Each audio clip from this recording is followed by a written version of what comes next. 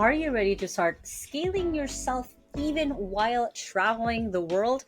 This is the Scale You Podcast Season 2, where we'll be exploring the world of becoming a digital nomad.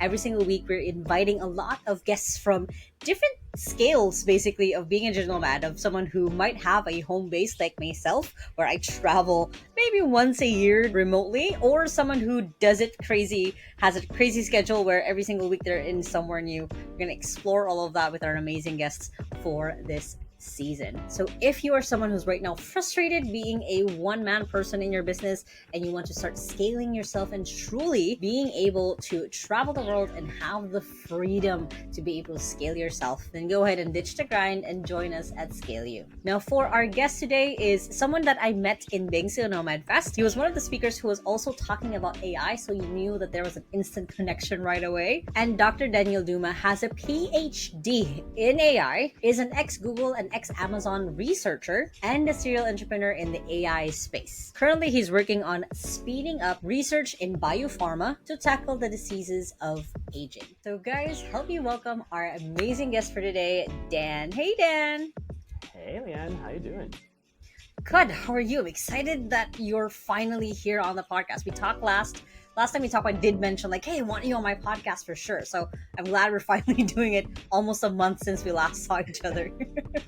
Excited to be here. So thank you for taking the time to be here and sharing a little bit of your story. So as I mentioned earlier, as for kind of the concept that I thought of for season 2 is really like exploring the world of being a digital nomad, whatever that looks like, because we've, anytime someone thinks of like, oh, I'm a digital nomad, it's like full-time, right on, like always traveling all the time, but like as we've kind of seen from other people who of course during the Nomad Fest, like there's variation. So I'd love to explore your variation of being a digital nomad. So first of all, though, walk us through who you were before all the digital nomad stuff. Right. So just before I went nomading for the first time, I was a researcher in academia. So I did a PhD and postdoc in artificial intelligence, which at the time was not cool at all, and now all of a sudden it's cool and everybody wants to talk about it. And I was doing startups on the side as well. I've been a serial failed entrepreneur for many years, and I thought after when I decided to leave academia, I thought that I would just go and see what it was like to be a nomad, and that was almost 5 years ago. Wow. So you were doing AI before AI was cool, but then it wasn't really cool anyway. But then you were doing it anyway. Something like that. That's a cool piece of background. So then, what was the transition like? Like as you said, like you were doing it. That was your focus. That was your study. What was the transition like from switching from day to day? This is your city, your base, to now. Like we were just talking about. Like I don't think you've lasted. I said 2 weeks. You said 2 days in one place for too long in the last month. So what was the transition like to that? Yeah, absolutely. It was smoother than you might think, because before I went fully nomadic, I was already traveling a lot. I was already backpacking. I was already going to lots of conferences as part of this academic life. I mean, I was already a bit of a world traveler, but I did have a home. I had a place to go back to, and I think that is the main difference from those times to these times now, is that now I'm pretty much always on the road. And it's we can already dive into like the pros and the cons of this, and it comes with a lot of stress for packing and constantly moving, a lot of how shall I say, it comes with loneliness at the very beginning. When I started, certainly that was my experience. I found that you had to be around places with lots of nomads, with lots of events. I mean, we met at the Nomad Fest, right? Which is the exact antidote to that. It's the exact opposite thing, where all the nomads gather and it's super easy to meet people and it's always super social. That's not the case generally. These are very few places on Earth where you can just go and meet this community and stuff. So at the very beginning, the transition was from, I have a place that I can call home, and I have a group of friends that I can meet, and I know how to meet more people, and it's not, I'm never lonely, to whoa, I'm alone, I'm lonely, this sucks, or even like, how do I get groceries, lots of problems that you didn't logistics, yeah, suddenly appear.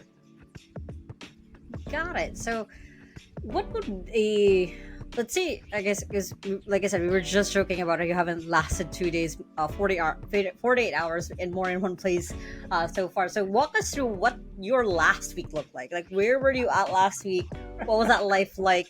Instead of like walk us through a day in a life of a digital nomad, walk us through your Right. last week of what that looked like, a snapshot of that. Well, okay, this is a very specific circumstance that we're talking about. So this is not just my normal nomading. If we think normal nomading, for me, that's become much less crazy. So I try to stay in one place for at least 3 weeks or a month if I Mhm. can, usually in a co-living space. So I'm not, again, the loneliness thing is dealt with by itself. You have a community to be a part of, and cool events and etc. So that's more normal. So for example, I was in Japan for 2 months, of which 1 month was co-live Fukuoka. So I'll give them a shout out. It was a Mhm. super cool event, and that was 1 month in one place. It was amazing. But also before that month in one place, I was traveling for 2 weeks, which was crazy because there's 2 days in every place, like 2 days in Tokyo and 2 days in Osaka, and 2 days in like Kyoto, and like that, just like 2 days here, 2 days Mhm. there. And that was the crazy traveling bit, which yeah, it's you move all the time. Like if you're not packing 2 days because you're unpacking, like that's Mhm. Yeah. Yeah, just usually. I imagine it's just you're just pulling out whatever you need that day from your bag, put it on, put it back in. During those like the 2 day transit, basically. That's right, that's right. And you sleep on so many different beds and air beds and sofas and whatever, and trains and Mhm. planes and buses. That I like sleep. Sleep is nice, and I being in one place for longer lets you sleep better. So just True. that aspect as well. So anyway, that's more normal. That there would be some period of more intense travel, Hmm. followed by a longer period of being in one place with one community, usually for some reason, like a co-living experience or maybe a conference or something going on. Right? So that's normal. Now, in the last few weeks, it's not been normal at all, just because it's summer and it's conference season, and I'm chasing Mm. specific conferences for specific interests of mine, and I'm trying to do them back to back. And I have succeeded, but at this expense of constantly being pulling things out of a backpack or pushing them back in. Yeah, yeah. So, yeah. Got it. Um, that's really cool. This is one of the things that I really liked as well, like being in the Nomad Fest, because then you're introduced to all of the other Nomad Fests and all the conferences. And like you said, being a nomad can get really lonely, and that kind of is a really good antidote to it. It's just being surrounded by other people who are probably lonely usually, but then being surrounded by other people kind of helps that. So then, how do you balance that with what you do? So first of all, walk us through what it is that you do, like the value you're creating in the world, and then how you're balancing that either with the crazy or during the 3 week down period they usually have in between countries. That's a wonderful question. So balancing is hard. In fact, if I'm doing this traveling and conferencing, I am not like doing development, or I'm not doing like sales or whatever it is that I'm engaged in. That's not really happening. Right? And Mm. I need to find a way to scale myself up to the to the point of your podcast, so that it does Hmm. happen while I'm traveling. This is a thing, it's a task for me to figure out this year. Mm. But uh, let's see, what value do I bring to the world? I'm a serial failed entrepreneur, as I like to introduce myself, and my latest venture is closing up, and we failed to raise the right amount of money, etc. Okay, no problem. Let's move on. And so I've started working on new stuff, but that's so that brings me back into a new exploration phase. Like now, I'm not just executing something. I'm trying to figure out exactly what I should be doing and how I should be doing it. And one Mm. of my focus areas is this automation thing that we talked about quite a lot, that I see changing the world very meaningfully, not just enabling people to automate their own jobs, but enabling companies to grow without that many employees, enabling a lot more stuff to be done with a lot fewer people. That's kind of the direction of things, I believe. And so I'm working on AI Mm. agents. I have a background in that. That's sort of partly in my expertise. And so I'm trying to figure out how I can build quickly to essentially automate myself. So the things that an entrepreneur Mm. does, which is figuring out what needs to exist, what the market is is dying for, that there's no solution for right now, that kind of thing, that can be automated. Figuring out the marketing positioning, how you should word things so that it resonates with your customer or user, that's a thing that can be automated. Figuring out, like the landing site building can be automated, the A/B testing is automated. All of these things, right, Mm-hmm. can be to some degree automated with AI. So I'm trying to figure out how to do that, and I believe that's kind of my path.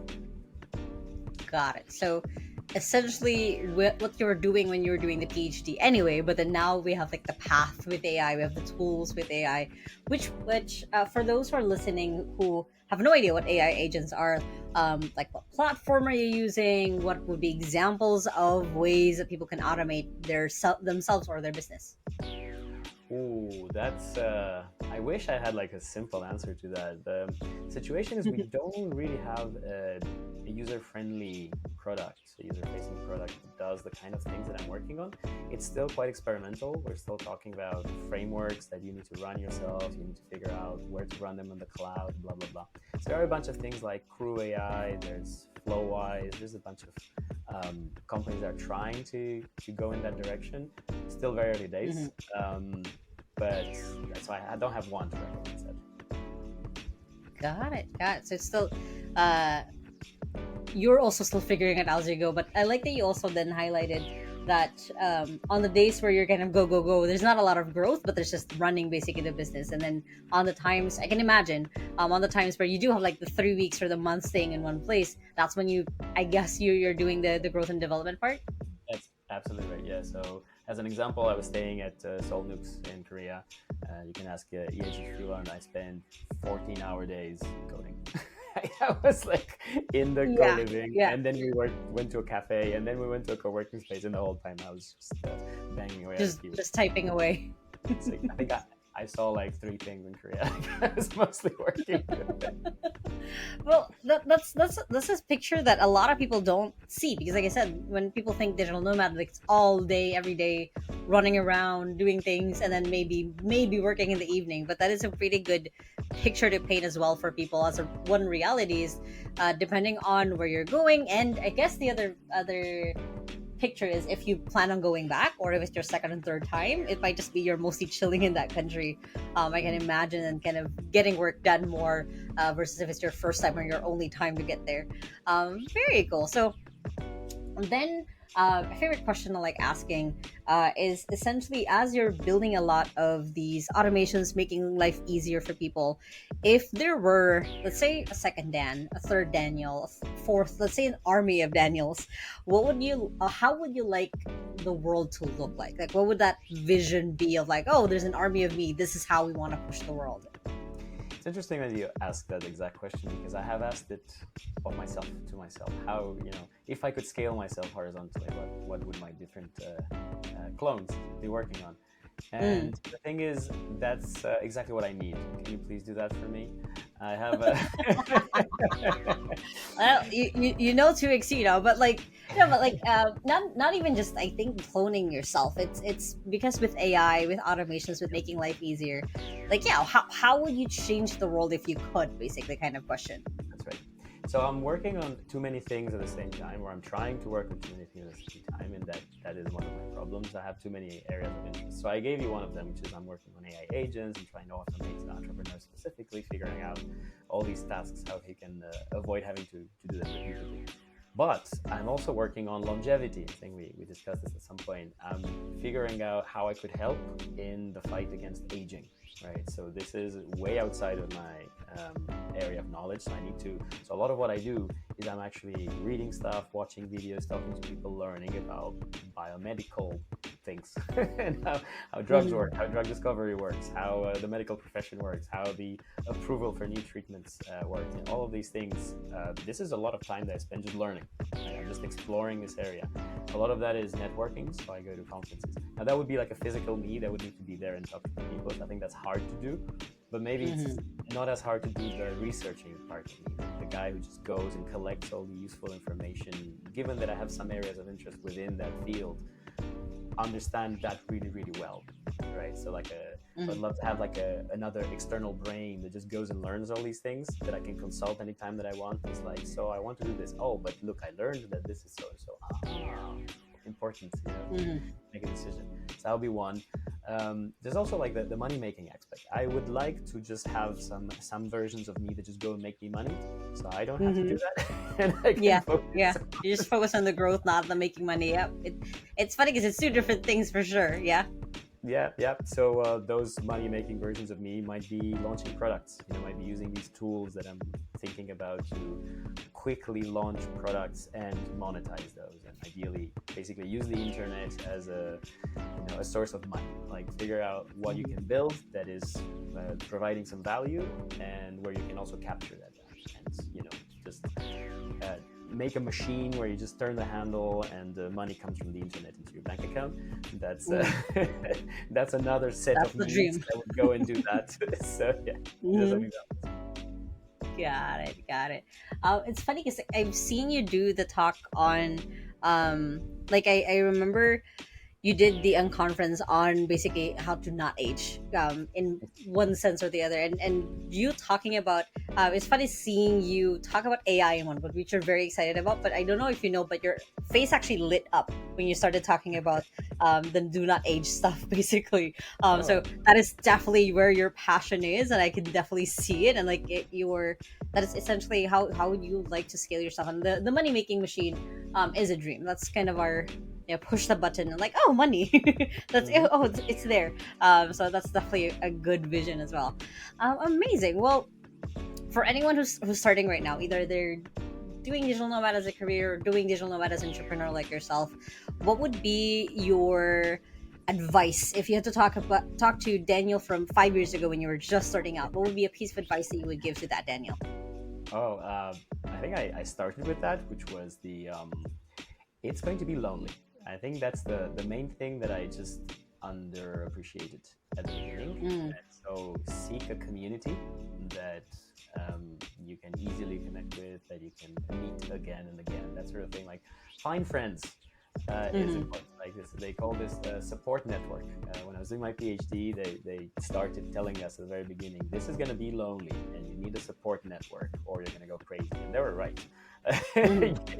So this is similar. This is Mm-hmm. very similar, right? That's one. Another one is the obvious that we just discussed as well, which is if you're packing and unpacking all the time, it might even look like productivity to you that you're in different places and like a lot of new input in your life, you're changing scene or whatever.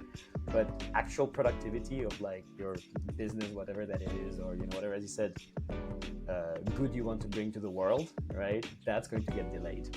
You will have to choose Mm-hmm. whether you're changing a situation and going to different places, or you're getting something done.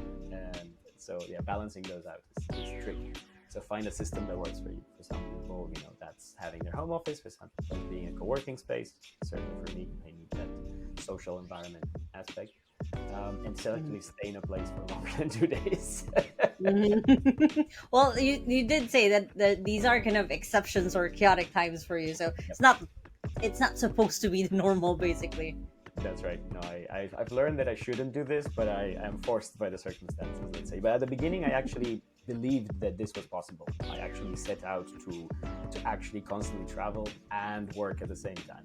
Now, of course, that Mm, doesn't work. Even I'll tell you where it does got work. it.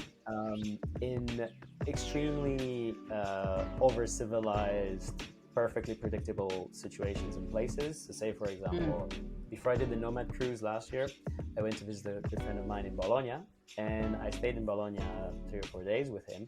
I got a lot of stuff done. We actually went mm, for work together, and I also saw the city, and that was great. And then I took a bus from Bologna to take the cruise in where we were, Genoa or something. And on that bus, on 4 hours of bus, I got a lot of work done. And I was like, this is oh, amazing. mhm, Look at me, like such a productive nomad. Da, da, da, da. Yeah, it worked in that mhm, very specific circumstance. Now try going to Thailand and take a tuk-tuk and a songthaew and a boat, and like that's over. That's it. There's no, you cannot do that yeah. in chaotic tropical environments, or where you have to figure out how to get from one place to the other. Nothing's very clear. You have to negotiate Mm. numbers, or where do I find some food, or oh, I should try that thing, get distracted. You know what I mean?